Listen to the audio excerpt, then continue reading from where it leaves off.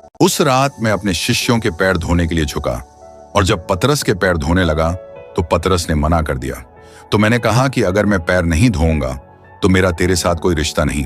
आप जानते हो, उस रात मैंने यहूदा के भी पैर धोए थे, लेकिन क्यों? प्रेम सामने वाले के कर्म नहीं देखता। उसके बाद मैं गतसमणी बगीचे की ओर बढ़ा। रात गहरी थी। मैं अपने 3 करीबी शिष्यों के साथ गया। मैंने उनसे कहा, मेरे साथ जागते रहो, मेरी आत्मा बहुत दुखी है, यहां तक कि मृत्यु तक। फिर मैं थोड़ा आगे गया और प्रार्थना करने लगा, हे पिता, यदि हो सके तो यह कटोरा मुझसे टल जाए, तथापि मेरी नहीं तेरी ही मर्जी पूरी हो। मेरा पसीना खून की बूंदों की तरह गिर रहा था। स्वर्ग चुप था और मैं रुका नहीं। 3 बार मैं आया और मेरे शिष्य सोते मिले। मेरी गहरी पीड़ा में मैं अकेला था। फिर अचानक मशालें आईं और सबसे आगे यहूदा चलकर आ रहा था। उसने पास आकर मेरे गाल पर चुम्बन दिया और उसने कहा, प्रभु। मैंने उससे कहा, क्या एक चुम्बन से तू मनुष्य के पुत्र को पकड़ता है?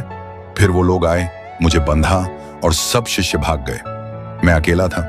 पतरस ने थोड़ी दूर तक पीछा किया, लेकिन जब लोगों ने उससे पूछा कि क्या तू भी इसके साथ है, तो पतरस ने 3 बार इनकार कर दिया। तीसरी बार जब मुर्गा बोला, उसकी ओर मेरी नजरें मिली और उसका दिल रो पड़ा। उस रात मुझे खींचा गया एक सभा से कभी दूसरी सभा में। मुझसे प्रश्न पूछे गए, लेकिन मैं चुप रहा। वे गवाह लाए, लेकिन सब झूठे थे। तब महायाजक ने कहा, क्या तू परमेश्वर का पुत्र है? मैंने कहा, तूने सही कहा। और एक दिन तू देखेगा मनुष्य के पुत्र को समर्थ में आते हुए। वे क्रोधित हो गए, मेरे कपड़े फाड़ डाले और बोले, यह निंदा करता है, मृत्यु के योग्य है। और फिर मैं रात से सुबह के उजाले तक मार खाता रहा। मुझे मारा गया, थूका गया और अपमानित किया गया, लेकिन मैं कुछ नहीं बोला। क्यों? क्योंकि मैं उन सब के लिए ही आया था जो पाप में फंसे थे। मेरे शरीर पर घाव थे, लेकिन मेरा प्रेम अब भी उन्हें ढक रहा था।